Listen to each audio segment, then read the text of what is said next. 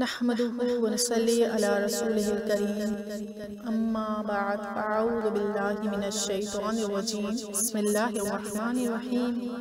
کتاب سنی بہشتی زیور، حصہ اول، صفحہ نمبر 102، عنوان ولایت کا بیان۔ ولایت اللہ تبارک و تعالی کی بارگاہ میں ایک قرب خاص ہے کہ مولا عز و جل اپنے عطاعت گزار اور برگزیدہ بندوں کو محض اپنے فضل و کرم سے عطا فرماتا ہے۔ جو لوگ اس مقام قرب پر فائز کیے جاتے ہیں انہیں اولیاء اللہ کہا جاتا ہے۔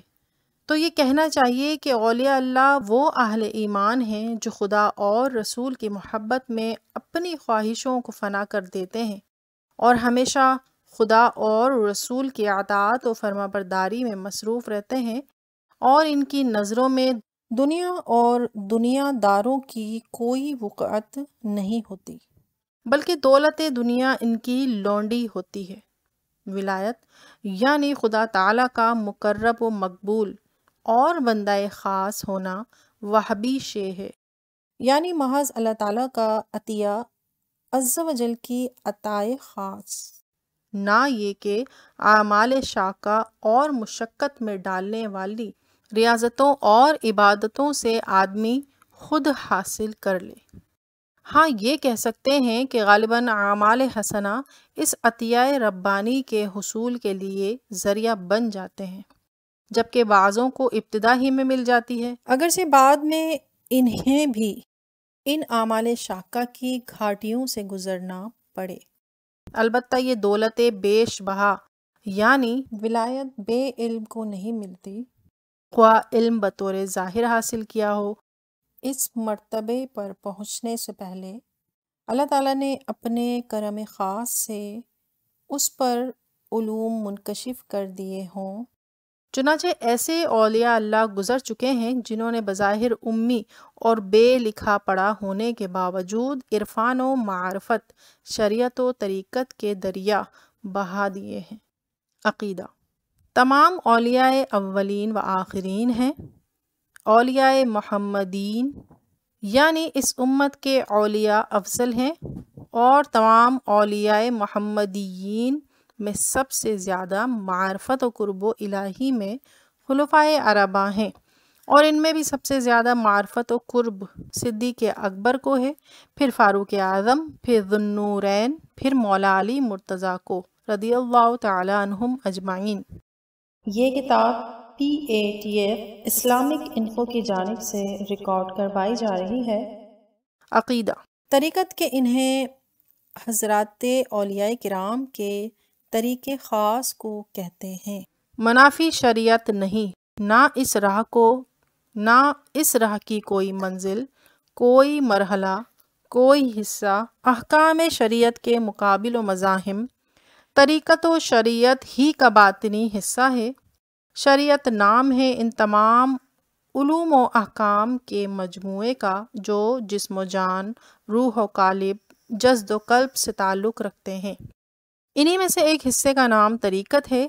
صرف فرض و واجب و حلال و حرام وغیرہ کے مجموعے کا نام شریعت رکھ لینا محض اندھا پن ہے، بلکہ طریقت کے احوال و حقائق اگر شریعت کے مطابق ہوں تو حق و مقبول ہیں، ورنہ مردود۔ تو جو یہ بعض صوفی نما جاہل کہہ دیا کرتے ہیں کہ میاں طریقت اور ہے شریعت اور، یہ ملا مولوی طریقت کو کیا جانے، یہ محض ایک شیطانی فریب ہے اور خیال باطل، اور اس زعم باطل کے باعث اپنے آپ کو شریعت سے آزاد سمجھنا صریح کفر و الحاد ہے، جبکہ احکام شرعیہ کی پابندی سے کوئی ولی کیسا ہی عظیم ہو سبکدوش نہیں ہو سکتا۔ البتہ اگر مجذوبیت سے عقل تکلیفی زائل ہو گئی ہو جیسے غشی والا تو اس سے قلم شریعت اٹھ جائے گا، مگر یہ بھی سمجھ لو کہ جو اس قسم کا ہوگا اس سے ایسی باتیں کبھی نہ ہوں گی، اور وہ شریعت کا مقابلہ کبھی نہ کرے گا، اور نہ ہی شریعت کی پابندی کے خلاف حکم دے گا۔ عقیدہ: کرامت اولیاء حق ہے اور ان کا منکر گمراہ ہے۔ اولیاء اللہ نبی اکرم صلی اللہ تعالیٰ علیہ وآلہ وسلم کے سچے نائب ہیں اور ان کو حضور کی نیابت اور جانشینی میں بڑے اختیارات، بڑے تصرفات ملتے ہیں اور سیاہ و سفید کے مختار بنا دیے جاتے ہیں۔ غیب کے علوم ان پر منکشف ہوتے ہیں، ان میں سے بہت کی نگاہیں لوح محفوظ پر رہتی ہیں اور ماضی و مستقبل ان پر روشن ہوتا ہے، مگر یہ سب حضور اقدس صلی اللہ تعالیٰ علیہ وآلہ وسلم کے واسطہ و عطا سے ہے۔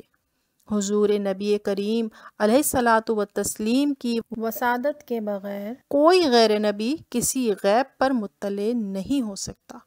اولیاء کرام کو اللہ عز و جل نے بہت بڑی طاقت دی ہے، ان سے عجیب و غریب کرامتیں ظاہر ہوئیں۔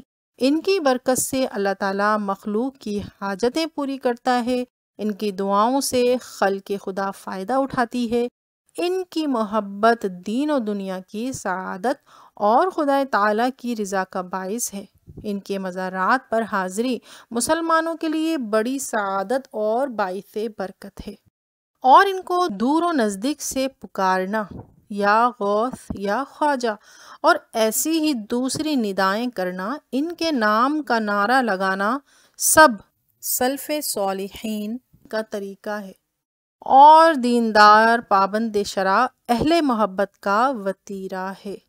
مسئلہ: مردہ زندہ کرنا، مادر زاد اندھے کو بینا کر دینا، کوڑی کو شفا دینا، مشرق سے مغرب تک ساری زمین ایک قدم میں طے کر جانا، غرض تمام خوارق عادات اولیاء سے ممکن ہے، سوا اس معجزے کے جس کی بابت دوسروں کے لیے ممانعت ثابت ہو چکی، جیسے قرآن مجید کے مثل کوئی صورت لے آنا یا دنیا میں بیداری میں اللہ عز و جل کے دیدار یا کلام الہی سے مشرف ہونا۔ اس کا جو اپنے کسی ولی کے لیے دعویٰ کرے کافر ہے۔ جھوٹے صوفی کبھی کبھی ایسی ہانک دیا کرتے ہیں، مسلمان ان سے دور ہی رہیں۔ نادان کی دوستی جی کا جنجال، مشہور کہاوت کا مصداق یہ بھی ہے۔ مسئلہ: ان سے استمداد و استعانت یعنی مشکلات میں ان سے مدد چاہنا محبوب اور بزرگان دین کا معمول ہے۔ یہ دعا مانگنے والے کی مدد فرماتے ہیں، چاہے وہ کسی بھی جائز لفظ کے ساتھ ہو۔ رہا ان کو فاعل مستقل جاننا، یہ وہابیہ کا فریب ہے۔ مسلمان کبھی ایسا خیال نہیں کرتا، مسلمان کے فعل کو خواہ مخواہ قبیح رسومات پر ڈھالنا اور اسے بت پرستوں کا عمل ٹھہرانا انہی مانوی خارجیوں کا طریقہ ہے۔ مسئلہ: اولیاء اللہ کو ایصال ثواب نہایت موجب برکات و امر مستحب ہے، اسے عرفاً براہ ادب نظر و نیاز کہتے ہیں۔ یہ نظر شرعی نہیں بلکہ معظمین کی سرکار میں جو ہدیہ حاضر کیا جاتا ہے، اسے عرف میں نظر کہتے ہیں۔